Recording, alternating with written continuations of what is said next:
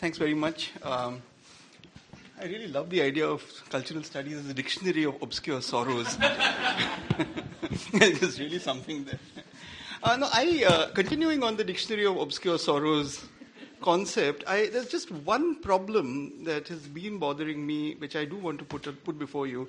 And I suspect the problem has also been in some ways referred to by the previous two speakers. And that is the individuated nature of the problem that students of cultural studies are facing. I do want to say that I really enjoyed the last 2 days. I attended as many of the panels as I possibly could, and I heard as many of the papers, and I do think I heard some wonderful papers. So this is not a comment on what I heard or anything. I am, nevertheless, wanting to draw attention to the way in which an individual student, like many of you, faced up with the challenges of doing cultural studies, is finding, I imagine, that he or she has to somehow or the other produce solutions to the problems they're faced up to, as though out of their own individual genius. As though the problems, like a poet or something, are to be produced from their own unconscious. And I think it's a little too much to ask human beings, leave alone cultural studies students, to find solutions to the problems as though they were only and solely their own. I'm interested then in de-individuating the problem. I'm interested in trying to figure out what is the problem other than the problem that you may have. Okay, I'm trying to shift the focus here. And I do think it's a collective set of problems which I think the disciplines are responsible for, which institutions are responsible for, and which methodologies that may not be focused on individuated work or individuated ambition could potentially solve. Last year, I think in Shinchu, when we had all met, I had tried to ask the question as to how students of cultural studies at the PhD level choose their research topics. I think this is itself a question that's worth asking. If I were to, for example, look at hairstyles in, I don't know, East Asia in the 1940s, I don't think anybody will question this and say, well, what the hell do you think you're doing? Why is this important? We can pull topics out of a hat, and the discipline seems not to consider this to be a big issue, and I think there's a problem there. I think that the ability for a discipline or a set of disciplines to produce disciplinary priorities that students will, so to say, automatically arrive at and pick on, or the ability to, when you are especially making a proposal defense and saying, someone asking you, why the hell do you want to study this and not that? Other than saying, well, this is what interests me, whether you can actually arrive at more significant answers is the question I wanted to ask then. Today, I'm interested in taking that forward and asking a second question. Is my problem more than my problem? And can I think in terms of a research cluster? Can we think in terms of collaborative research amongst peers who will be able to work together to solve a set of problems that me, in my individuated lonely self, cannot necessarily address? I think we do not have in India, I keep saying, we do not have in Asia, I should perhaps say, or in cultural studies, a legacy of this kind of work, and I'm interested in asking why not. There are two specific histories coming from India that I want to talk about. One, that cultural studies in Asia, I actually owe this insight to my late colleague Paul Williman, who suggested to me once that in Asia, cultural studies has replaced the defunct discipline of political science. And this is what distinguishes, he felt, Asian cultural studies from its British or its American counterpart. In India, this is certainly true if you look at the icons of Indian cultural studies, as in Partha Chatterjee or Nandi or something, that political science legacy, I think, is a question worth exploring. And the second, as we take the research clusters question, is something we in India have been, and more particularly in Bangalore, have been thinking about, and that is that as you do social science, you have to keep one beady eye out for what the natural sciences are doing. Not because you agree with them, not because you want to do it the way they're doing, but because they often seem to find solutions that we don't have access to. And the research clusters is a solution that they apparently have found. It's well worth figuring out how they do it.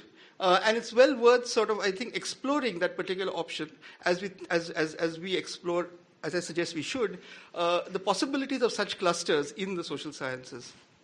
I asked Daniel, when the conference was being put together, how many of the panels that are going to be now on show from tomorrow onwards were actually pre-suggested panels, and how many panels were panels that that the organizers in fact put together, he said that there was not one panel, it was not organized that way. Amongst the student pre-conference was actually pre-proposed, if you like, from other resource, and as far as the main conference is concerned, about 50%.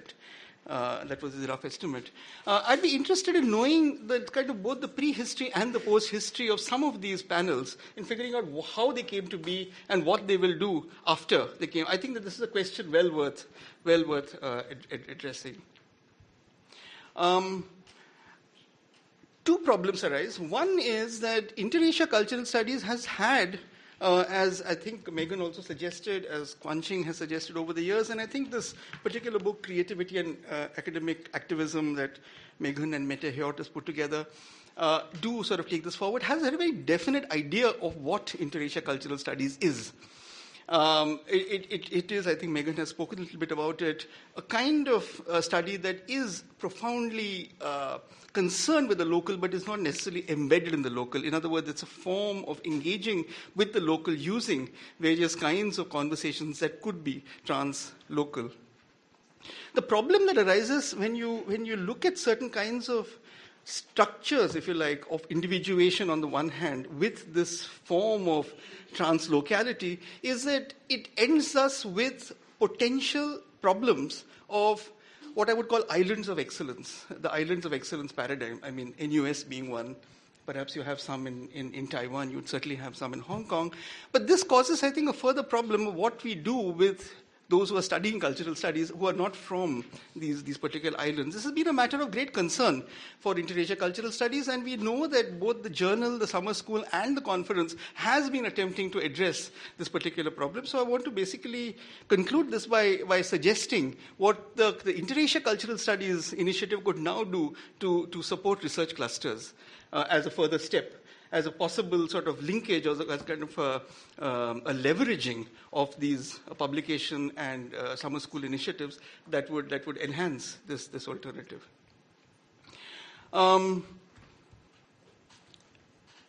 The science question is an interesting one, as I say, not necessarily because we want to follow the science model, but because we do want to figure out sometimes how they do it, as some of the pioneering sort of ways by which how we could do it. I mean, this of course takes us back to the famous two cultures theory, which is something we've often had to battle. You know, the idea of the natural and the natural sciences and the humanities, and the twain sort of never meeting. We have actually rather superficially responded to that particular question or the challenge by saying that whereas the natural sciences are able to address the how and the what, they're almost never able to address the kind of questions that we bring to the table, which is why. The why question is not one that the natural scientists are able to address, and I think that there is a set of further consequences that arise. I'll just put down a few here. Some of the areas in which it seems there is an overlap, and some of the areas in which there seems to be a distinct difference as we think of clusters. One, the question of whether as I put it down, the major product of an inquiry is the prediction, explanation, or description of a phenomenon. Are you setting out to describe a phenomenon or are you not? I think cultural studies, including the papers we saw in the last 2 days, actually score very highly here. It's an interesting situation where, in fact, the attempt is to address large phenomena, however badly or well we do it. That's, I think, a distinct positive we have. A second, the sources of evidence. Where did you get this from? I often say to PhD students that I can practically take up any paragraph from any chapter, anywhere in your thesis, and I can circulate it. I can say, so what? And how do you know? It's a question I can ask practically anyone for practically anything. I'm interested then in the so what and the how do you know question as it relates to the evidence that you bring in. And here I think we definitely need to discuss this further, because it does seem at its best, and this has happened all the time to me in the last 2 days. I look at what the students say and I say, oh my God, what fantastic material. If only I could lay my hands on it. And then you look at the students sort of saying, well, now I'm going to look. I remember one Iranian student, right at the height of Khomeini, in fact, a very well-known Iranian film theorist who shall go unnamed, saying that I'm now going to look at Iranian television and I'm going to look at it through the lens of Freud's interpretation of dreams. That kind of problem, if you like. That sort of difficulty that I think I have to confess I deeply understand. much as the sort of sheer problems in doing that. And then you say, oh my God, how did you get to this point? I think the sources of evidence are a real question on which inferences are based. We have come across in the last 2 days young researchers saying that I got this from my grandmother. And I think that question of the rather specialist conditions under which you receive your research findings, I feel like is a question, I think, because it does relate to whether you're receiving material that's unique to yourself or material that can be shared. Important questions. I mean, what are you extrapolating this from? Where we seem to differ, and distinctly differ, to our credit perhaps, from the natural sciences is in, I think, the following categories. One, the vocabulary. Benghua drew attention to the question of vocabulary yesterday, and I think this is a really important question. What is the vocabularization, if you like, the keywords question? I think this is something we cannot but address in the fairly immediate future. Arising from vocabulary, however, is what I might now describe as the generalizability of a formulation. How generalizable is a formulation that you're up against is a real problem. This is not a new problem. Ladies and gentlemen, it's not an individual problem. This is a huge issue that we have to be able to address, because are you saying that the conclusions talking about are valid only and solely for the specific location that you're talking about, or can others outside extrapolate from them meanings that are valid to them as well? I think we need to discuss this, and I think it's a very worthy topic for Inter-Asia Cultural Studies to take on in relation to the last few years of experience that we've had with students across Asia. The degree to which, the larger question of ethics is something that, again, is extremely interesting. I think that one of the ways in which you solve the problem is through a reference to the political. Queer studies is an explicit example of it. I think that creativity and academic activism specifically draws attention to the activist conversations that the theorists of cultural studies have. I am ambivalent on what this is doing. Does an activist link with an academic practice enhance or not enhance this? Is it necessary? Is it not necessary? Is it required? I have no idea. I have no idea as to what the extent of the salience of that particular link is or is not. It's again something that is individuated and left there. I've actually got a few other things: subjective readings, individuated scholarship, and of course the important thing about whether a scholar works alone or with 2 or 3 others or is a member of a larger team.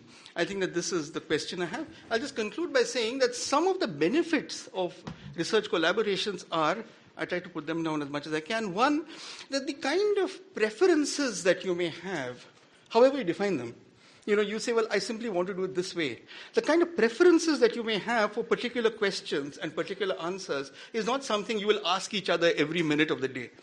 We may keep asking you this, but you may take this for granted as a provisional agreement within which to conduct research and say, well, I'll deal with the problem at some point of time. I don't have to deal with it this time. I think as individuals, we do have difficulties answering this question all the time. 2, a favored set of analytical tools. Now, you simply say, I want to do it that way because I want to do it that way. That's the best way I know. There is a sort of a choice that you make. And the third, a preferred set of concepts that are the core of explanations that you have. Such are, I think, the kind of benefits of research clusters. And I think that the more we start thinking along those lines, the more we will be able to, I think, shift the burden away from, as I say, a form of individuated production of knowledge that comes under, I suspect, a sort of an increasingly discredited form of individuated authorship, saying this is mine and this is only and solely my thinking. So suggestions for the future, I propose that as we think along Inter-Asia Cultural Studies, the idea of supporting clusters, linking clusters to potential panels may well be a way to go, and there could be yet other ways in which you could think about it. So thanks.